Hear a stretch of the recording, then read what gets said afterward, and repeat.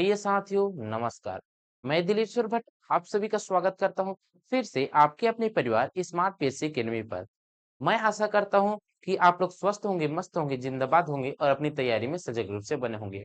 साथियों, कल हमने 5000 प्लस एमसीक्यू सीरीज के अंतर्गत एक महत्वपूर्ण टॉपिक भारत की नदी अपवाह तंत्र के हम लोग एमसीक्यू सॉल्व किए थे, जिसके अंतर्गत अगर देखें भारत की नदी अपवाह तंत्र बहुत बड़ा सेक्शन होता है, जिसके अंतर्गत बहुत सारे क्वेश्चन पूछे जाते हैं।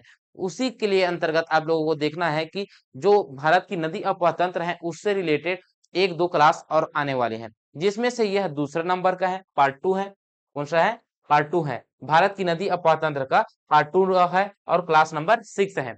तो चलिए बिना कोई विलंब करे हम लोग पहले क्वेश्चन का श्री गणेश करते हैं और ये रहने वाला है कौन सा क्वेश्चन? ये रहने वाला है 26वां क्वेश्चन। क्यों 21वां क्वेश्चन? क्योंकि हम लोग पिछली कक्षा में 20 क्वेश्चनों को सॉल्व कर लिए हैं। ठीक है, तो चलिए आगे बढ़ते हैं। पहला क्वेश्चन क्या कर रहा है? निम्नलिखित में से कौन सी नदी का उद्गम भारत में नहीं है? तो किसका नदी का उद्गम भारत में नहीं, इसके बारे में पूछा गया है। झीलम नदी का वेरिनांग झील से होता है। जी हाँ, इसका होता है हमारे भारत में। सतलुज नदी का ये नहीं है। ये मानसरोवर झील कहाँ से? मानसरोवर झील से होता है। और ये जो मानसरोवर झील है ये कहाँ पास है? तिब्बत में। कहाँ पे है? तिब्बत में है। तो इस प्रश्न का सही आंसर क्या होगा? ऑप्शन नंबर बी होगा। ठीक है, अगले क्वेश्चनों की ओर बढ़ते हैं। 22वां प्रश्न देखते हैं। निम्नलिखित में से कौन सी नदी ब्रह्मगिरी की 12 पहाड़ियों से निकलती है? तो ए ऑप्शन है महानदी, बी ऑप्शन है कृष्णा नदी, सी ऑप्शन है सबरी नदी, डी ऑप्शन है कावेरी नदी। तो इस प्रश्न का सही आंसर क्या है? कृष्णा नदी। कृष्णा नदी का क्या होता है जी? कृष्णा नदी का उद्गम होता है ब्रह्मगिरी की 12 पहाड़ियों से। किसके? कृष्णा नदी के। मैं बोल रहा हूं तो सही है क्या? जी हाँ सर, आप बोल रहे हैं तो वो तो गलत ही है ना? तो जो कृष्णा नदी है ये इसका उद्गम तो महाबलेश्वर की पहाड़ी से होता है। कहाँ से होता है? महाबलेश्वर की पहाड़ी से होता है। तो इस प्रश्न का सही आंसर क्या होगा? तो फिर इस प्रश्न का सही आंसर आपको देखने को मिलेगा कावेरी नदी। कावेरी नदी का उद्गम जो होता है वो ब्रह्मगिरी की पहाड़ी से होता है।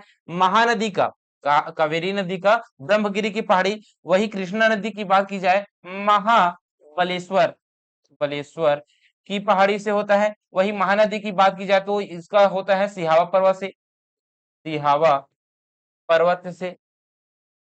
और ये है सबरी नदी। और ये जो सबरी नदी है ये है कोरापुट क्षेत्र।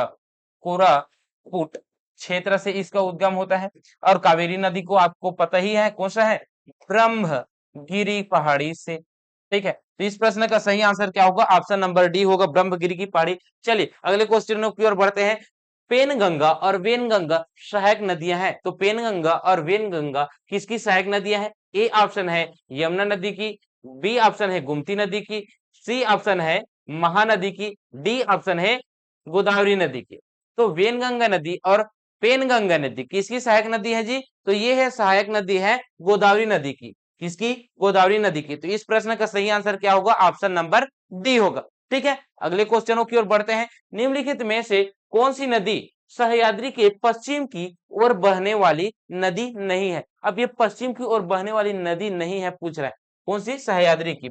जो पश्चिमी घाट है, कौन सा है? ये जो पश्चिमी घाट है, इस पश्चिमी घाट की ओर बहने वाली नदियों के बारे में पूछा गया, जो कि अरब सागर में जाकर गिर रही, इसके बारे में पूछ रहा है ना? तो कौन सी नहीं है पूछ रहा है। तो नहीं की बात की जाए तो मांडवी नदी पश्चिम की ओर बहती है, सारावती नदी पश्चिम की ओर बहती है, भरतपुरजा नदी पश्चिम की ओर बहती है, लेकिन इंद्रावती नदी तो नहीं बहती। ये तो गोदावरी नदी में जाकर संगम हो जाती है, समाहित हो जाती है। तो गोदावरी नदी कहाँ पे बहती है भाई? ये इस प्रकार से बहती है गोदावरी नदी। त्र्यंबक की पहाड़ी से निकलता है, नासिक जिला से निकलता है और यह जाकर बंगाल की खाड़ी में जाकर समाहित हो जाते हैं भाई।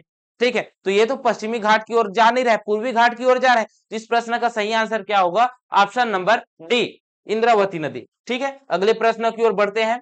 कृष्णा नदी का उद्गम निम्नलिखित स्थानों में से किसके निकट है? तो किसके निकट है जी? अभी अभी जस्ट हम लोग देखें कृष्णा नदी का उद्गम कहां से होता है?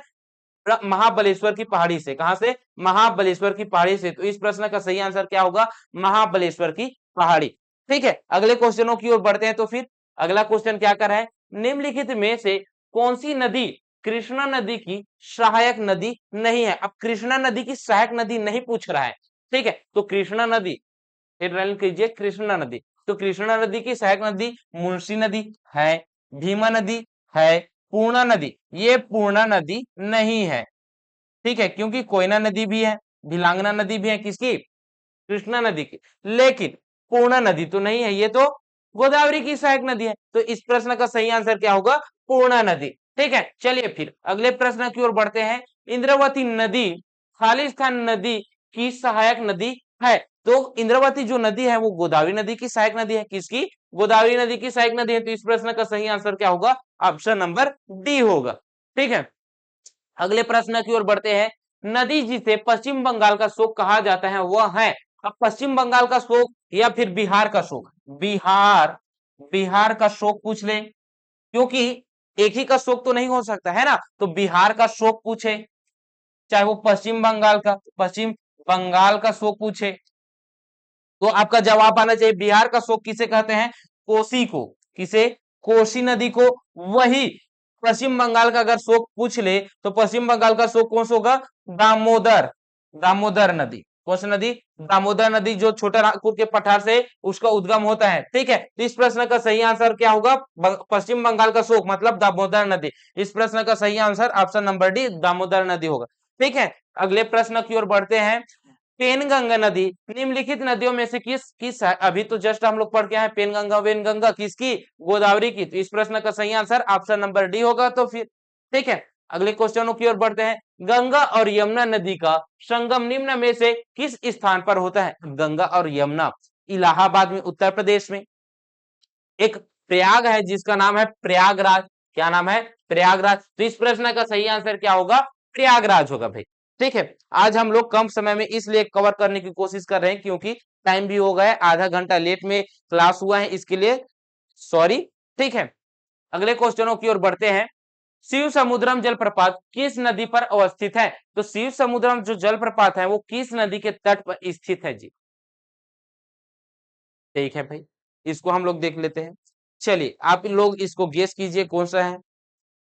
बहुत फास्ट हो रहा है, क्या हो रहा है, बहुत फास्ट हो रहा है, नहीं ऐसा नहीं है, क्योंकि इसमें डिटेल ज्यादा बता नहीं रहा हूं, है ना, तो उतना ज्यादा जाने की आवश्यकता भी नहीं है, ठीक है।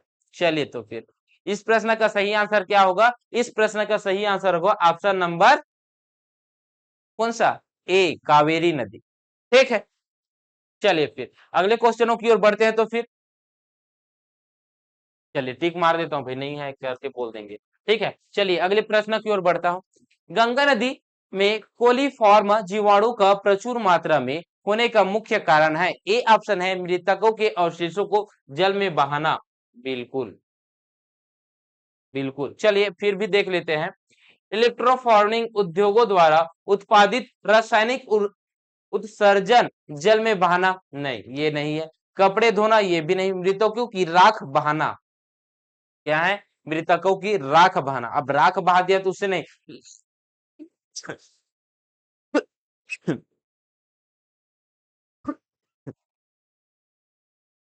सॉरी, मृतकों के शवों को जल में बहाना, क्या है, ए ऑप्शन है मृतकों के शव को जल में बहाना, ठीक है। अगले क्वेश्चनों की ओर बढ़ते हैं। केंद्र शासित प्रदेश जम्मू एवं कश्मीर की राजधानी श्रीनगर खालिस्तान नदी के किनारे अवस्थित है, तो किस नदी के किनारे में अवस्थित है जी, झेलम नदी, किस नदी, झेलम नदी के तट पर स्थित है, ठीक है। अगले प्रश्न की ओर बढ़ते हैं। मंदाकिनी नदी और गंगा नदी से खालिस्तान से आकर मिलते हैं, मंदाकिनी नदी और गंगा नदी खालिस्तान में आकर मिलते हैं, उसे कहते हैं, अब देखिए भाई, अब गंगा बोल रहा है मतलब अलकनंदा है, क्या है, गंगा बोल रहा है मतलब अलकनंदा है, क्योंकि मंदाकिनी नदी और अलकनंदा नदी जब संगम होता है तभी तो क्या बनता है जी, देवप्रयाग बनता है, क्या बनता है, देवप्रयाग बनता है, ऐसा है क्या, नहीं बनता, रुद्रप्रयाग बनता है, क्या बनता है, तो फिर रुद्रप्रयाग बनता है, ठीक है। क्योंकि देवप्रयाग में क्या होता है, महान अलकनंदा नदी और भागीरथी नदी, दोनों नदियों का क्या होता है, संगम होता है भाई, ठीक है। विष्णु प्रयाग में आपको देखने को मिलेगा धौली गंगा के साथ, किसके साथ, धौली गंगा के साथ देखने को मिलेगा।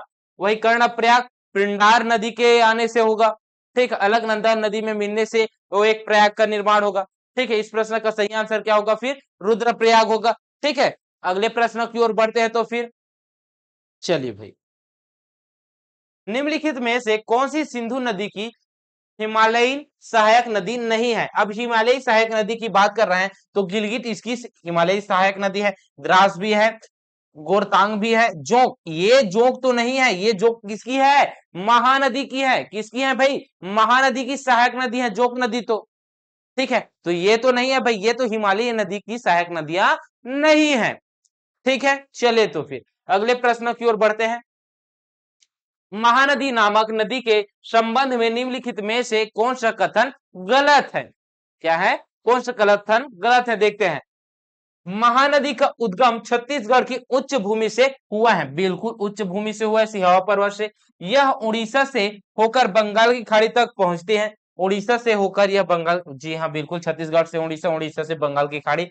इस नदी की लंबाई लगभग 680 नहीं 858 किलोमीटर है। कितना है? 858 किलोमीटर है। इसका अपवाह बेसिन महाराष्ट्र, छत्तीसगढ़, झारखंड, उड़ीसा तक विस्तृत है। जी हाँ, इस प्रश्न का सही आंसर क्या होगा? फिर ऑप्शन नंबर सी होगा। ठीक है, अगले प्रश्न की ओर बढ़ते हैं। तो फिर निम्नलिखित में से कौन सी नदी भारत के दक्षिण पश्चिम से उत्तर पूर्व भाग की ओर प्रवाहित नहीं होती है? ए ऑप्शन है केन नदी, बी ऑप्शन है नर्मदा नदी, सी ऑप्शन है बेतवा नदी, डी ऑप्शन है चंबल नदी। तो कौन सी नदी प्रवाहित नहीं हो रहा है ये पूछा जा रहा है। ठीक है, क्या है? कौन सी नदी भारत के दक्षिण पश्चिम से, अब दक्षिण पश्चिम से पूर्व भाग की ओर, मतलब ये हो गया दक्षिण पश्चिम और ये पूर्व की ओर जा रहा है, तो प्रवाहित नहीं होती करके पूछ रहा है, मतलब इसके विपरीत तो प्रवाहित हो रहा है। तो ऐसा कौन सी नदी है? वो है नर्मदा नदी। तो इस प्रश्न का सही आंसर क्या होगा? नर्मदा नदी होगा भाई।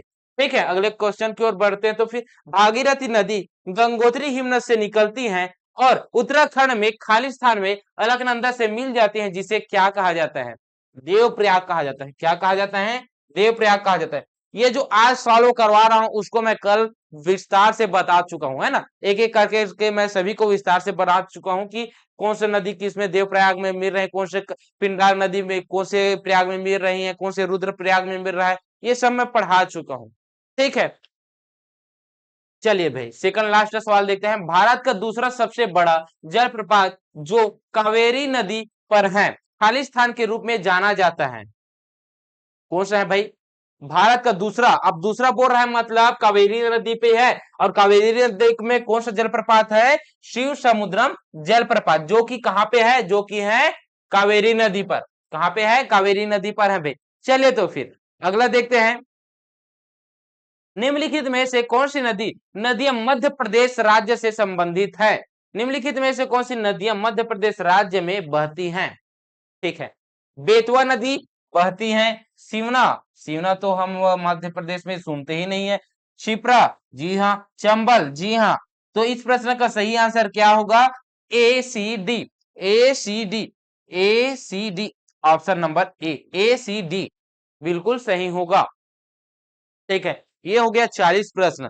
अब ये जो 40 प्रश्न है इसे हम लोग 13 मिनट में ही सॉल्व कर लिए। देखिए भाई, पिछली कक्षा जो 5 कक्षा लगातार मैं आप लोगों को एमसीक्यू दिलाया हूं, सॉरी ये कौन सा कक्षा है देख लेता हूं मैं एक बार, छठवा है ना? हाँ ठीक है, पांचवी, मतलब 5 कक्षा जो मैं आप लोगों के लिए एमसीक्यू करा रहा था, जिसकी अगर समय अवधि की बात की जाए तो समय अवधि आपको देखने को मिल रहा था आधा घंटा। ये जो आधा घंटा है उसमें, और ये जो 15 मिनट कितना हो रहा है?